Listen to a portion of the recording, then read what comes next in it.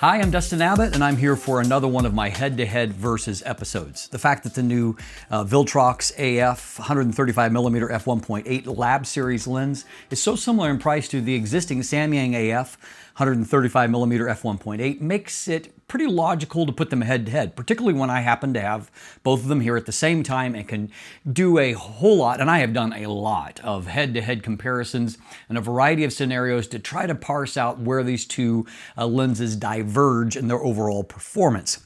Now, there's no question if you've seen my review of the Lab 135mm, it is undoubtedly a very special lens. And so we're going to see if the Samyang can keep up and where you should spend your hard-earned money if you're in the market for a 135mm portrait option. So first of all, I'm going to give you some reasons to choose the Samyang blue side in our comparison today, and then I'll give you some reasons to choose the Viltrox red side here today, and then give you my overall final conclusions at the end. And if you want even more after that, I'm going to do a detailed optical breakdown, putting them head to head and actually showing you back at the lab how they compare. So let's dive in and let's talk about some reasons to choose the Samyang.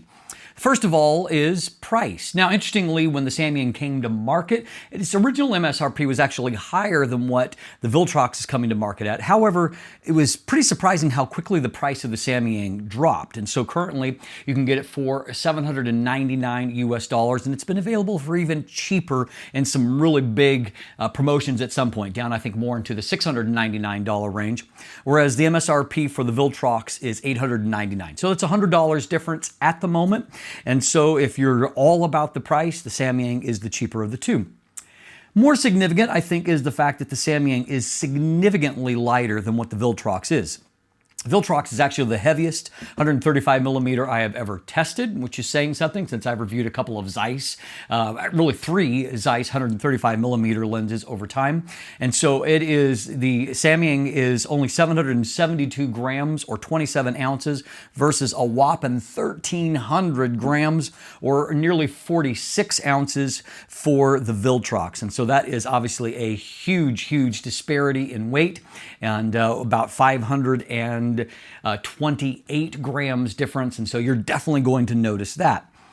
Less noticeable, but still worth mentioning, is the fact that also the size is a little bit different. Most notably when it comes to the overall length. The Samyang is 130 millimeters, or right over 5 inches in length, whereas the Viltrox is 145.7 millimeters, or 5 3/4 inches. Now, putting them side by side, that height difference is a little less obvious for a couple of reasons. The Samyang's lens hood is actually considerably deeper than what the Viltrox's is. And so if you remove that out of the equation, take the cap off Samyang, you can see there's a little bit more of a difference there, and it becomes even more if you remove the actual rear caps, whereas the rear cap for the Viltrox is lower profile, whereas the Samyang is not so much. And so once you take those variables out to play, you can see that the size difference is a little bit more significant than at first glance. Now, the Lab Series lens is so good optically that it's hard to find any area of advantage for the Samyang, but I did note that at the very edges, the corners, I would argue that the Samyang is maybe a hair better than what the Viltrox is there, and that's about all I can grab at when it comes to the overall optical performance. So a fairly short list of advantages for the Samyang, because this Viltrox lens is a champ in a lot of ways. So let's talk about reasons to buy the Viltrox. One of the big advantages here, very similar when I did the head-to-head comparison between the Samyang and the 135mm GM lens, is the simple reason that autofocus is just not at the same level for these lenses. The Viltrox Lab Series lens comes with dual VCM motors, making it more similar to the GM lens than the Samyang, which is working with just one focus motor and not as high-powered a motor as either one of the ones found in the Viltrox. So as a byproduct, autofocus speed is noticeably snappier and more confident in any kind of situation in the Viltrox, and I particularly noticed it when shooting a portrait session. When I went back and forth, it was pretty much night and day between the Viltrox and the Samyang in overall performance. And so definitely a big, big win for autofocus speed. And kind of connected to that, number two, is more reliable autofocus. And you can see here in this video comparing the two, that there's just much more focus confidence for doing video or for doing stills, but here we're demonstrating video, just much more focus confidence for the Viltrox. Doesn't do any of the pulsing, it just locks on back and forth with greater confidence. And so definitely a win there when it comes to the Viltrox performance. It also has a higher grade of build. And so yeah, it's carrying a lot of extra weight, but it has more thorough weather sealing. It's also not engineered plastics. It's got a magnesium alloy body, just like your, if you have a good quality camera body, it's made out of magnesium alloy as well. That means that this, in theory, should be an extremely durable, tough lens that is just at a different grade of build than what the Samyang and its engineered plastics. Nothing wrong with the Samyang's build, but the Viltrox's build is just at another level. And unlike some metals, magnesium alloy, you already know it's tough because your camera body can take a lot of beating and hold up very, very well.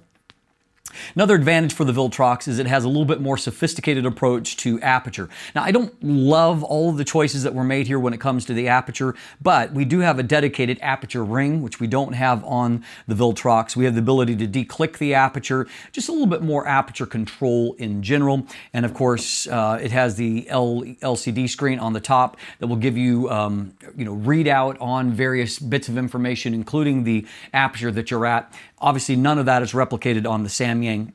That leads us to point number 5, and that is that there's just more features here on the Viltrox versus the Samyang. It also has, while there is one function button on the Samyang lens, there's actually 2 different function buttons on the Viltrox. The ability to set A/B focus pulls, ability to just customize the lens more thoroughly. It's Bluetooth enabled. It just has a lot going on that is more sophisticated than what the Samyang has to offer.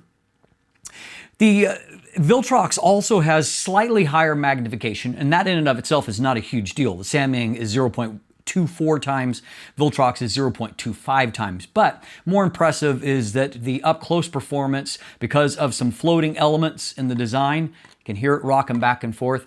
When it's disconnected like that, there's floating elements, but those are designed to produce better up-close performance, and it definitely does. Flatter plane of focus, better contrast, better detail, and so up close, it's able to deliver you really, although it's not macro levels of magnification, it is macro levels of resolution and contrast, and so that gives it another pretty notable advantage if you like doing up-close shots as a part of your overall repertoire. It also has a much better center performance and much stronger mid-frame performance. It is an incredibly sharp lens, incredibly high contrast, and it's not just in the test chart, but in many head-to-head comparisons, I just felt like the overall micro contrast and detail it could render was just very noticeably higher on the Viltrox lens, because it is probably the most exceptional 135 millimeter lens that I've been able to review, period, which I've reviewed some really great ones, and so that says a lot to me. It also shows better flare resistance, and not that the Samyang is bad, but the Viltrox is better. And so in situations side by side, there would be some different artifacts that would come into play with the Samyang that I just didn't see on the Viltrox.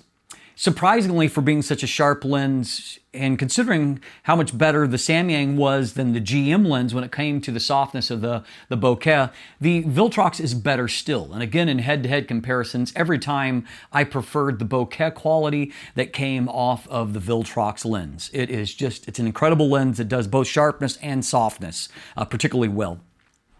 Also, while neither is bad, the Viltrox wins when it comes to distortion and vignette, namely because it doesn't have any of either.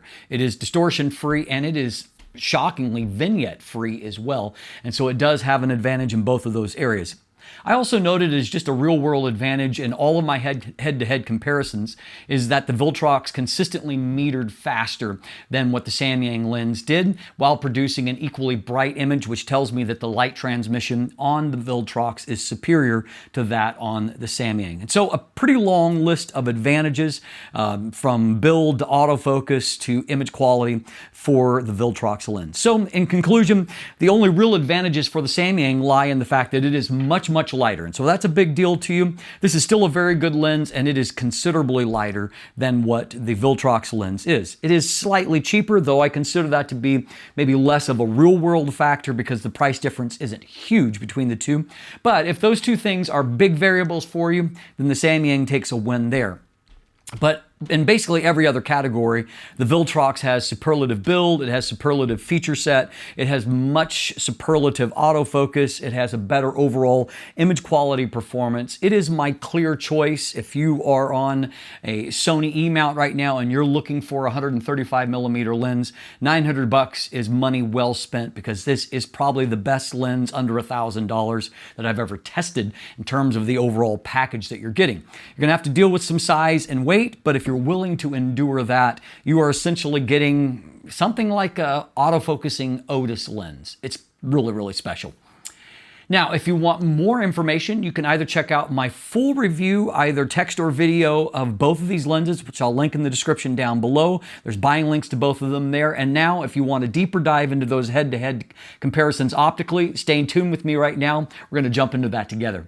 All right, let's have some fun comparing these two excellent lenses. So you can see the Viltrox on the left, and nothing's going to change as far as comparisons, because the Viltrox is perfect. There's no vignette, there's no distortion. Meanwhile, you can see a tiny bit of pincushion distortion and definitely a bit of vignette on the Samyang. A -1 largely takes care of that pincushion distortion, and a +28, so only about a stop of vignette in the corners. Not bad, but again, the Viltrox is flawless there, so Samyang falls a little bit behind. Now, when it comes to magnification, as noted previously, the magnification on the Viltrox is just a hair higher than what it is on the Samyang. Bigger difference, however, is that when you look here at a close 100% magnification, you can see just how much better the contrast and the detail is on the Viltrox here compared to the Samyang, which just by comparison looks considerably softer. The textures aren't nearly as tightly resolved. So the micro contrast up close, it just really favors the Viltrox, a much stronger performance. If we look up here in this text area, you can see also that those floating elements allow the Viltrox lens to have a very flat plane of focus, which you can see is just not quite the case with the Samyang. So here on an old SLR, we can see, if we punch into the center of the frame, we can see that there's good detail and contrast on both, but you can just see that the blacks are inkier on the Viltrox lens. You can also see there's a little bit of fringing that's showing up here on the Samyang. Not bad, but definitely present, whereas it's more neutral on the Viltrox lens. You can see that the bokeh circles, they're just a little bit bigger and softer than they are on the Samyang lens. And in fact, if you look at the defocus area, it's just generally a little bit softer. One final thing I want to point out, Viltrox meters at 1/100th of a second, Samyang at 1/80th of a second. So again, we see just a very consistent, about that third stop difference in the overall metering. Now in this shot, you can see, even looking at it at a global level, you can see that the contrast is just better on the Viltrox lens. And if we punch in there to a pixel level, you can see there's definitely just more fringing that is disrupting the overall textures, whereas with the Viltrox lens, just a little bit more pop. If you look up in this area here, you can see in the metals that there's just a little bit better texture showing up, and also you can see a little bit of fringing here in the specular highlights, whereas on the Viltrox lens, they're more neutral. You can see, looking here as compared to here, some fringing present that just isn't present on the Viltrox lens. Now this shot is set up to see if we can find any kind of fringing showing up, which often shows up in these. There is definitely, you can see a bit of fringing here on some of these edges in the Samyang. That really didn't end up being my biggest takeaway. However, you can see, if you look at the plane of focus here on the Viltrox lens, you can just see how much better the micro contrast is than what the Samyang lens is. Just all throughout, the darks are darker. There's just more delineation around the edges here of the engravings. They're just a little bit softer and less defined on the Samyang lens. Now in this shot here, a couple of things we're going to look at. First of all, when it comes to the overall geometry, you can see that both of them show at f1.8 some cat-eye type deformation. You can see, however, that shapes are still a little bit more circular. They're moving a little bit more circle, a little more deformed on the Samyang. So one thing to note there. Then if we take a look at a pixel level, once again, we can see that the various textures and the contrast, the micro contrast in those textures, is just stronger on the Viltrox than what it is on the Samyang lens. So we'll briefly take a moment to look at test charts, and then we'll go back to more interesting real-world stuff here in just a second. But taking a look at a test chart, this is 61 megapixels at 200% magnification. In the center of the frame, you can see just how much better the Viltrox is. You've probably already seen that theme, but you can see even on the chart testing how that the micro contrast and the overall detail is just really, it's a lot stronger on the Viltrox lens. We look at the mid-frame, and it's probably even truer here. The Viltrox is just extremely sharp still. We pop on down here as we start to move towards the corners. Viltrox is definitely stronger in this area. As we move on down to this zone right here, this is starting to be the area where I think that right off towards the edge where the Samyang has a bit of an advantage. And I would say in this zone, I favor the Samyang. And then if we go right down to the corners, I would say that I also favor the Samyang, not by a wide margin. In this area, I like the Samyang a little bit better. As we get right out here to the edge, the Viltrox is actually holding up a little bit better when you get right off to the very edge of the frame. Stopping on down to f2.8, you can see that in the center of the frame, while the Samyang has gotten a lot better, the Viltrox still is it's just very intense in terms of the contrast and detail. Just still everything is a little bit better defined. We go up here to the mid frame. Again, Samyang is improved, but not to the extraordinary level of the Viltrox lens. If we look down into the corners, the Samyang has improved a bit more in the corners, and so again, it's better right here than what the Viltrox is, and right off here towards the edge, it's better, although I think that the textures are actually a little better defined on the Viltrox lens. By the time you get to f4, however, the Viltrox has now not only caught up, but has surpassed the Samyang, and that obviously it's still better right off to the edge. Look at this writing here, which you can't hardly read there on the Samyang. In this zone, you can see that the Viltrox is caught up there. We pop over to this other side of the frame, and we can see that both of them look really good. However, the Viltrox, look in the hair, the Viltrox has just got better contrast and detail. Both of them look good, but the Viltrox looks better. Going back to some three-dimensional objects, just a few observations here. We can see that looking at the glass bottle, you can see just, again, micro contrast is just better on the Viltrox, but also at the same time, the Bokeh is arguably a little bit softer on the Viltrox lens. And so it's managing to win on both ends, which is pretty rare. This particular scene, you can see that for once they're metered the same, but the Samyang image looks lighter, not because it has more light transmission, but you can see because of the bright sun, there's just a lot more veiling that is taking place, and so losing some contrast there. And you can see that in the actual textures. If we go into a pixel level, again, the Viltrox is really holding just really tight on all of those edges, no bleeding, whereas you can see some of them are just a little bit softer looking on the Samyang lens, just not quite able to hold that off the same way. If we look in just this area that is defocused, we can see that again, the specular highlights are just a little bit bigger and softer than what they are on the Samyang. Samyang suffers from a little bit of fringing there. And so just in general, in this image, you can see the background is just a little less busy and just a little cleaner looking. In this shot, again, it's composed identically, but you can see that the sun is coming through has caused a lot more disruption to the overall image. Just various flare artifacts here. It's fairly artistic, I think, on the Samyang, but if the goal is flare resistance, then certainly the Viltrox is winning that particular competition, holding up its contrast better, and the image is just more consistent in general. One final example here is when it comes to a portrait comparison. And there's a few different things I'm going to point out here. First of all, if we look closely at the faces here. So you can see that there is just better skin texture. There's more detail, micro contrast in the various skin textures there of my model. You can see that in his beard, there's just a more rich contrast in all the individual hairs. Just a little bit softer looking here on the Samyang. You can see if you look at the eyelashes, which are really clearly delineated on the Viltrox lens, softer here on the Samyang lens, and so definitely a win there. I would also argue that the skin tones look a little bit richer on the Viltrox than what they do on the Samyang. If we But look over here to the side, you can really see quite a difference in this image to where the background is just much more noticeably soft on the Viltrox lens versus the Samyang here. And the composition isn't identical, and so part of that is I think I was standing maybe a foot closer when shooting with the Viltrox. But just in general observation, when shooting with these lenses out there, I ended up really favoring the look of images I got with the Viltrox lens. So hopefully all these various optical tests have given you a better appreciation of which lens either you prefer or maybe which one that you can live with. As always, thanks for watching, have a great day, and let the light in.